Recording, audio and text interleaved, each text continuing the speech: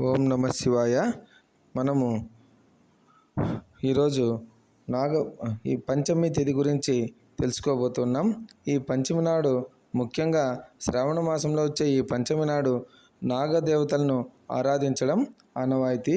చాలామంది ఈ పంచమి రోజున నాగపంచమి వ్రతాన్ని ఆచరించడంతో పాటు పుట్టకు పాలు పోయడం, అలాగే ఈ చలిబిండి,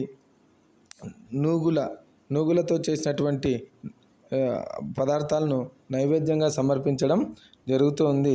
కాబట్టి మనము ఆ నాగదేవతల యొక్క అనుగ్రహం కోసము ఈ పంచమి తిథి నాడు మనము వ్రతాన్ని చేస్తూ ఉంటాం. వ్రతం చేయకపోయినా కూడా పుట్టకు వెళ్ళి పాలు పోయడం లాంటివి చేస్తూ ఉంటారు. ఏవి చేసినా కూడా ఆ భగవంతుని యొక్క అనుగ్రహం కోసమే. కాబట్టి అందరూ కూడా చక్కగా భగవంతుణ్ణి నామస్మరణ చేయండి. ఓం నమ శివాయ. ఓం నమ